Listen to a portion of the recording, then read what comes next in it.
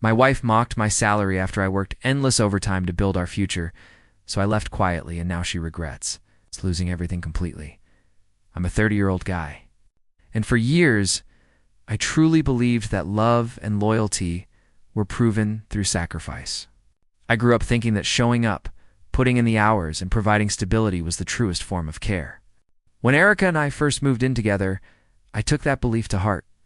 I was working full-time at a decent office job, but nights and weekends were all mine to freelance. Every extra dollar I earned went straight into bills, groceries, and our half of the mortgage. I didn't mind. I thought I was building a foundation not just for us, but for a future home, maybe kids, a life we could be proud of. Erica was. Well, she was everything I thought I wanted at first. Tender, affectionate, and almost reverent about the sacrifices I made. She'd make little jokes about how responsible I was, brush my shoulder with a grateful smile, or say, "You're saving us, aren't you?" In that way, that made me feel like a hero. She even picked out little things for our apartment plants, artwork, the kind of details that made it feel like a home. At that point, I was happy. I believed we were on the same page, that my hard work was appreciated, and that she genuinely loved me for more than my paycheck. But the cracks started small. It's almost imperceptible. A joke here, a passing comment there. Nothing I thought much about at the time. "Wow, your salary really is average," she'd whisper to her friends when I wasn't looking, a laugh in her voice that I tried to chalk up to teasing. I smiled and shook it off, telling myself she didn't mean it. Maybe I was oversensitive. Maybe it was just banter between couples. Then came the little moments that made me pause. Her sighing when I mentioned paying off the mortgage. Subtle eye rolls at grocery receipts. Soft chuckles when she talked about friends with better jobs. I noticed a growing distance. A subtle shift in how she looked at me. The jokes felt sharper, the compliments rarer. And yet I kept grinding, convinced that if I just worked harder, everything would smooth over. That night, as I counted the week's earnings and made the budget for the apartment, I caught her staring at me, a flicker of something unreadable in her eyes. I didn't say anything, but a small, uneasy feeling settled in my chest. It was the first time I realized maybe my sacrifices weren't enough, and maybe they never would be. I kept telling myself I was imagining things. I'd just been working nonstop, running on caffeine and late nights, and maybe I was reading too much into small jokes.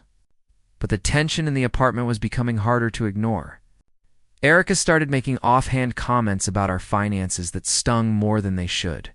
When I brought up saving for a new sofa, she'd shrugged, muttering something about friends who had better tastes or higher salaries.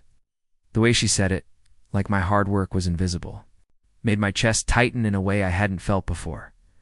I remember one evening in particular, I was carrying groceries in from the car. Bags heavy with fresh vegetables, milk, and the little extras we like to have. She was sitting on the couch scrolling through her phone, glancing up just long enough to say, "Do you really need all that? We could just grab the basics like normal people." Her tone was casual, but it carried a weight, a subtle judgment. I froze for a second, staring at the floor, then nodded and put the bags away without a word. Inside, a small part of me was simmering. I loved her, yes, but love didn't feel like this. Not yet, at least. Over the next few weeks, the tension escalated. Every decision I made, from paying bills early to picking up extra shifts at the office, seemed to meet a quiet critique.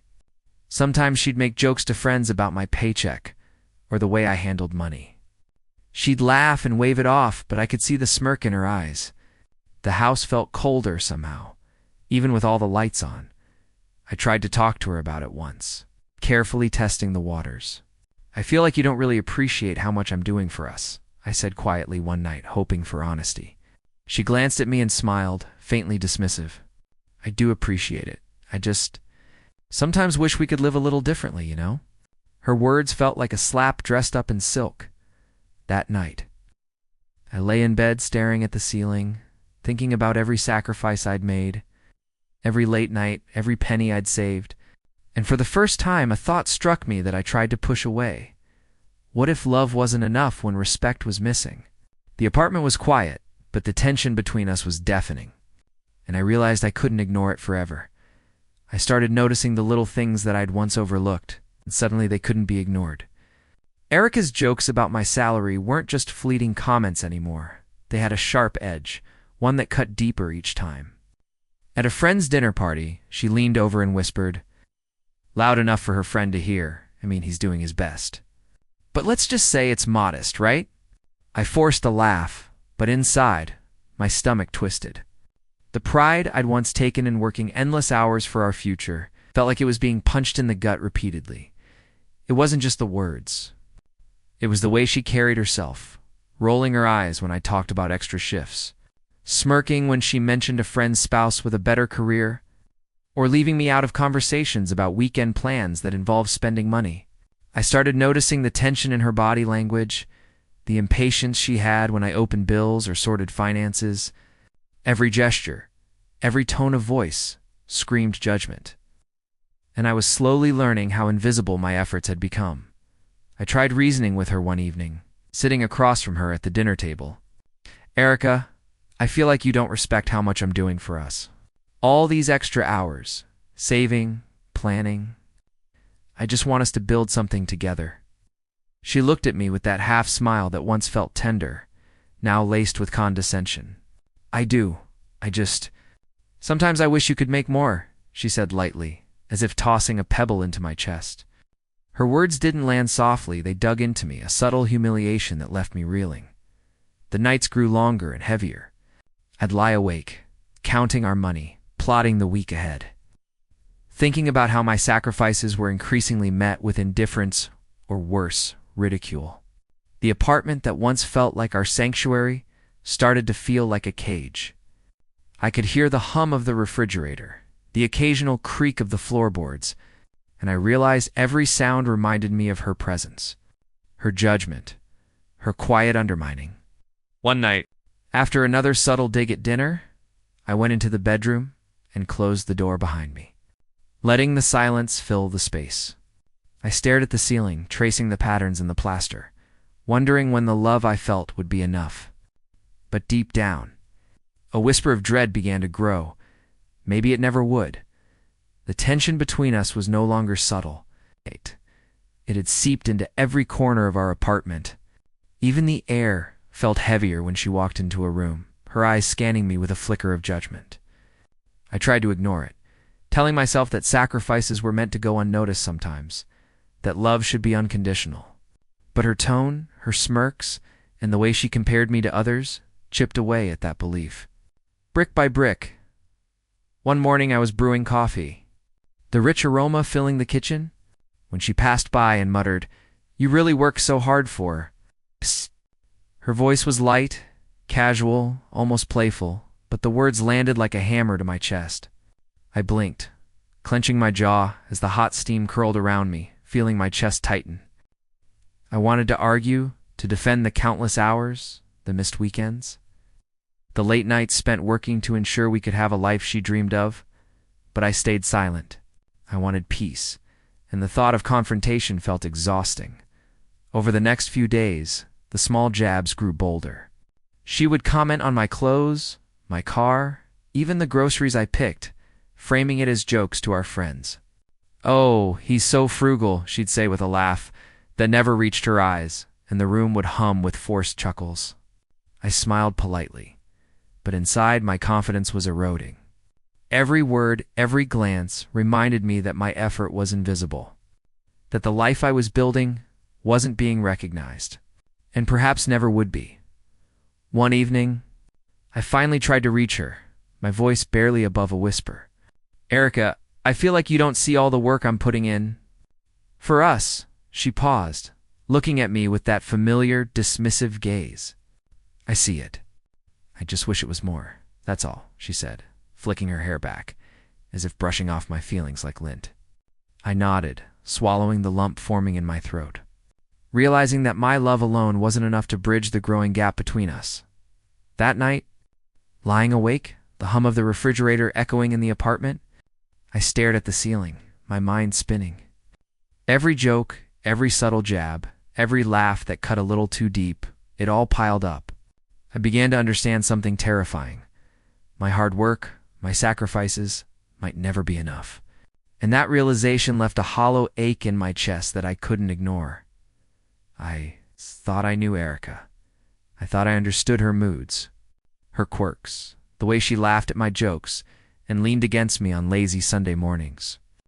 But that illusion shattered one Friday evening. I had stayed late at the office, working extra hours to cover a surprise expense I knew we couldn't afford otherwise. I came home exhausted, the city lights flickering through the blinds. Hoping to feel some gratitude for the constant effort I poured into our life. Instead, I walked into a scene that froze me in place. Erica was on the couch, a pile of packages stacked around her like little trophies. My heart sank as I recognized luxury brand bags I didn't recall budgeting for. Clothes, accessories, even gadgets all bought without a word to me. I tried to mask my shock. "Erica, what's all this?" My voice came out steadier than I felt. She looked up at me with that half smile I once adored, holding up a small receipt like it was nothing. "Oh, these. Just some things I thought we could use." "It's fine, don't worry." I felt a rush of disbelief and anger, the kind that burns in your chest and leaves your hands trembling. "Don't worry. Erica, do you know how much money I've been saving for months?" "For us? For our future?" I asked, the words sharp, my voice rising. She shrugged, casually flipping through her phone. "I earned it. You work enough anyway. It's not like you notice." The words cut deeper than I thought possible, a dagger wrapped in sarcasm and smugness for the first time. It hit me my sacrifices weren't just unnoticed. They were being exploited. Every late night, every missed weekend, every penny saved, it had been treated like a given, something to fuel her whims. I sank onto the edge of the couch, feeling hollow, betrayed, and utterly exhausted. The apartment felt smaller, the air heavier. As the reality settled in, the woman I loved, the woman I thought I could build a life with, had been quietly taking everything I worked for and treating it as inconsequential. That night, I lay awake staring at the ceiling, the hum of the city outside blending with the cold ache in my chest. I realized that the life I was building wasn't just unappreciated, it was at risk of being stolen from me entirely. And for the first time, I felt a seed of something I hadn't allowed myself to feel before. I needed to protect it. I didn't sleep that night. Not a wink. The apartment was dark, silent except for the soft hum of the refrigerator and the occasional creak of the floorboards. I lay on my side, staring at the ceiling, feeling hollow and defeated. The betrayal wasn't loud. It was quiet, insidious, and it cut deeper than any shouting ever could. All those nights I'd skipped dinners, all the weekends I spent hunched over my laptop, every extra hour of overtime, it was as if it never mattered. She didn't see it. She didn't respect it. She barely even acknowledged it. The next morning, I woke up to her bustling around the kitchen, humming, completely unaware of the storm inside me. "Coffee's ready," she said cheerfully, glancing at the pile of packages I hadn't moved. My hands shook slightly as I poured myself a cup, the bitter taste doing nothing to calm the rage simmering beneath the surface. I wanted to scream, to tell her how wrong this was, how unfair, how deeply her words and actions had wounded me, but I couldn't. I didn't have the energy. I felt defeated, drained, and utterly alone. I remember the way she leaned against the counter, scrolling through her phone, casually saying, "I don't know why you get so worked up about money. It's not that serious." Her voice, light and dismissive, was like salt poured into an open wound. I sat down heavily at the table, my head in my hands. The reality hit me hard. The life I had been working so tirelessly to build was unraveling before my eyes. No amount of sacrifice would fix it. She wasn't just unappreciative, she was dismissive, careless, and oblivious to the emotional toll her words had taken by my mid-afternoon. I found myself staring out the window, the sun slanting through the blinds, trying to process how we'd reached this point. I felt trapped, suffocated, and completely powerless. For the first time, I admitted to myself something I'd been avoiding. I was at my breaking point. The man who had believed hard work could secure love and stability was now exhausted, demoralized, and questioning everything. And yet, somewhere deep inside, a tiny spark of clarity flickered. I realized I had a choice: continue being walked over, or finally take control of my life. But I wasn't ready yet. Not tonight. Tonight, I just let the weight of everything press down, knowing that the next move would define the rest of my life. I spent the next few days moving through the motions like a ghost. I showed up at work, answered emails, and went through our daily routines. But inside, my mind was spinning, planning, calculating. Every comment Erica made, every laugh at my expense, every subtle dismissal of my sacrifices replayed in my head. I realized something crucial. If I didn't act, I would keep giving, and she would keep taking. And eventually, I'd lose not just my savings, but my dignity, my sense of self, and everything I had worked for. I started quietly organizing my finances, separating accounts, moving savings into a secure account she didn't know about. I made lists, noting what belonged to her, what belonged to me, and what she had no right to touch. Every evening, I stayed up late reviewing budgets, checking balances, and mentally rehearsing the steps I'd need to take to protect myself. It felt like a war I had to fight silently, without anyone knowing. Watching her go about her days, oblivious to my actions, made the air in our apartment feel almost surreal.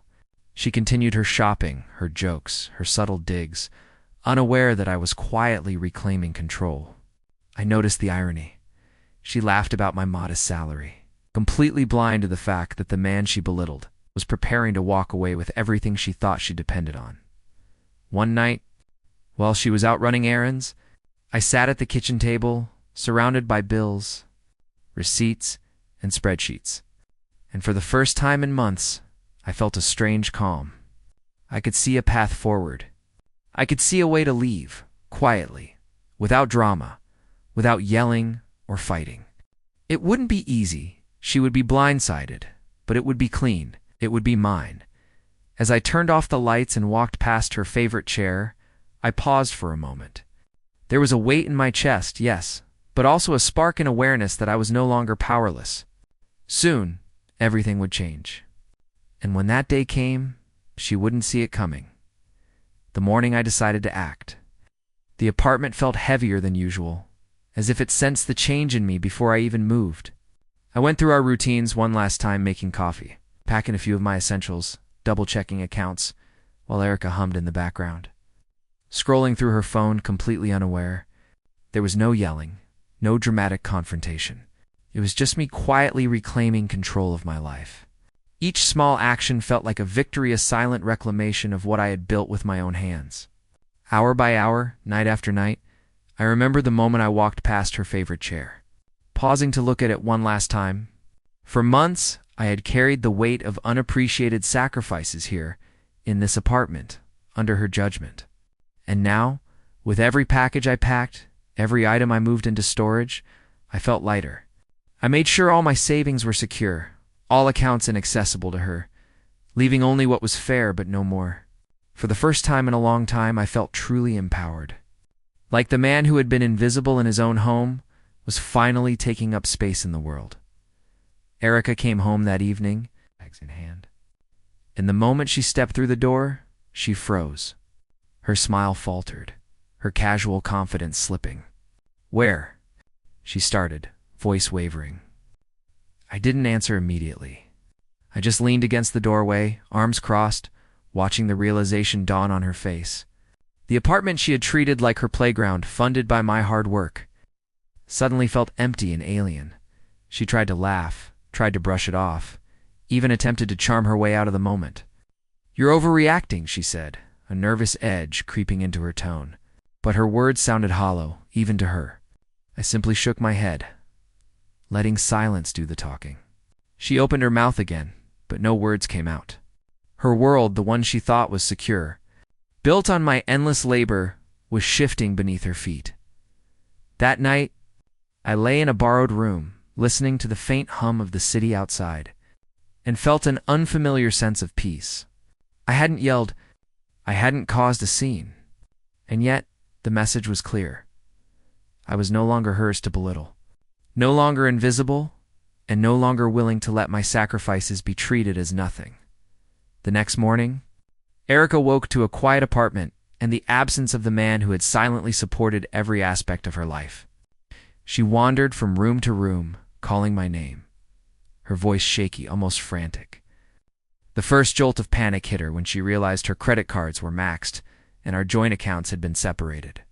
The luxuries she had taken for granted, her shopping sprees, her dinners out, the gadgets she flaunted, suddenly felt like chains that she couldn't afford.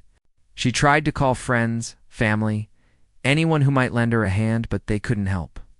They had never seen the sacrifices I made, but now they could see the consequences of her own choices. I watched from a distance, carefully avoiding drama, yet observing every reaction. Her smug confidence had vanished, replaced with desperation and disbelief. Friends and neighbors who had once smiled at her antics now glanced at her awkwardly. Noticing for the first time that the life she flaunted had depended entirely on someone else's labor, she fumbled through her day trying to make sense of the sudden void. And I felt a strange mix of relief and quiet satisfaction. This wasn't revenge in the loud, angry sense, it was justice, measured and inevitable. At night she tried to reach me. Calls, texts, even messages through mutual friends. "Please, I didn't mean it," she pleaded, her words dripping with panic and regret. "I'll pay you back. We can fix this." But I ignored them all. Each attempt at contact a reminder of the life she had taken for granted. I focused instead on building a small, quiet routine for myself, cooking meals I enjoyed, catching up on sleep, and savoring the stability I had fought to reclaim. There was a strange peace in watching someone who had belittled your efforts finally face the weight of their actions. She had mocked my salary, my sacrifices, and my late nights. Now she was the one scrambling, learning firsthand that stability and respect weren't granted, they were earned. And while it would have been satisfying to gloat, I realized I didn't need to. The lesson was already unfolding before her. It was more powerful than any argument I could make. By the end of the week, Erica's world was unraveling fast. Her credit cards were maxed, bills were overdue, and the luxury she had relied on for so long was gone. I watched from a distance as she struggled to adjust, moving frantically from store to store, canceling subscriptions, trying to salvage whatever she could. There was no shouting, no confrontation, just the quiet, crushing weight of reality settling in. The woman who had mocked my salary, who had dismissed my sacrifices, was now facing the consequences of her choices alone.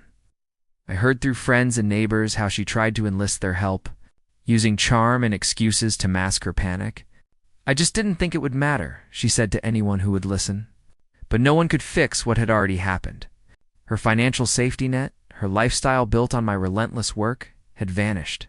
She was forced to reckon with it in a way she never had before.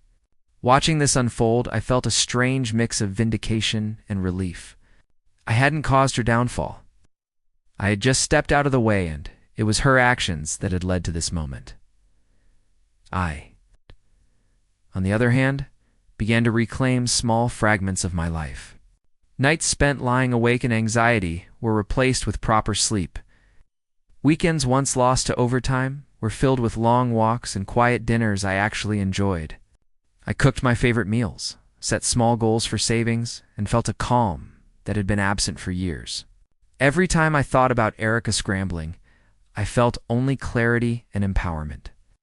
My life was no longer tied to someone who disrespected me. Even when she tried to reach out, texts, calls, messages through friends, I ignored everything. I didn't need to explain myself or justify my decisions. I had worked, sacrificed, and preserved what was mine, and she was left to face the consequences of her own choices. It was quiet, and it was satisfying in a way that shouting or drama never could be. For the first time in years, I felt entirely free. The apartment felt lighter without her constant presence. Without the subtle jabs, the sarcastic comments, the constant undermining of everything I worked for. I started waking up without that heavy pit in my stomach, without the constant hum of tension in the background. For the first time in years, I felt like I could breathe, like I had space to think about myself, my goals, and my future. The silence was therapeutic. The freedom was intoxicating. I realized just how much energy I'd been wasting trying to maintain someone else's comfort and ego.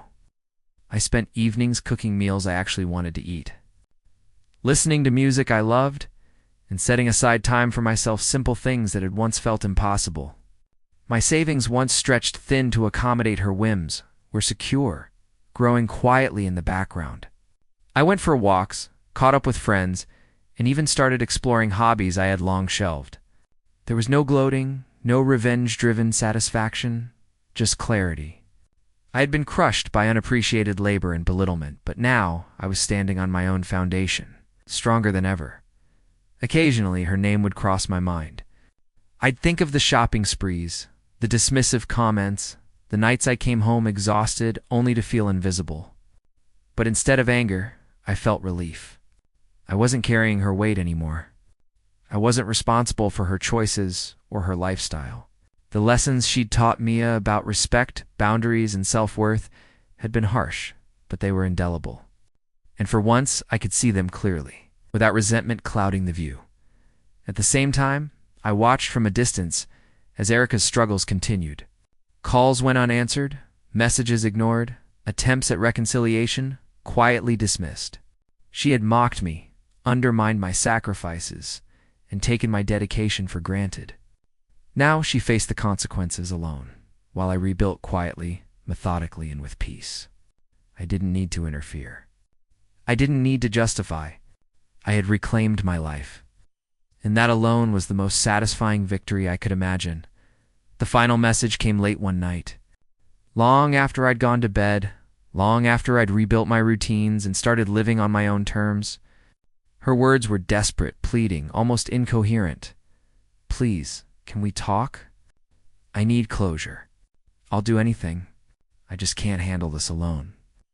I stared at the screen for a long time, my thumb hovering over the reply button. 1,000 emotions tried to surge in her. Hurt.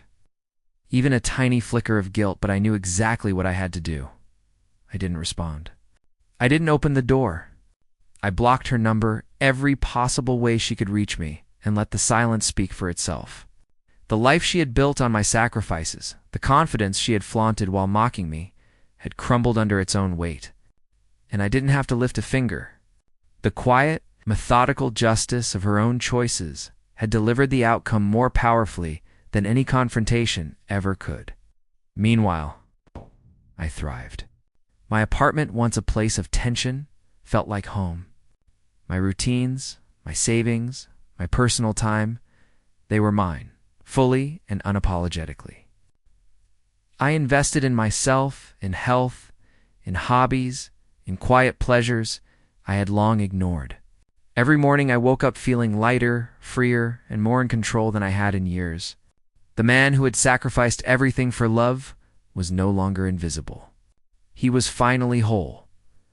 Sometimes I think about the path that led me here, about the late nights, the unpaid sacrifices, the years of subtle humiliation, and I smile quietly because all of it, even the pain, was necessary. It taught me boundaries, self-respect, and the value of reclaiming your life before it's too late. I didn't destroy her, she did that herself. I simply stepped aside, let reality unfold, and rebuilt the life I had always deserved. And for the first time in a very long time, I felt peace. Real peace. The kind that no amount of mockery, judgment, or manipulation could ever take away.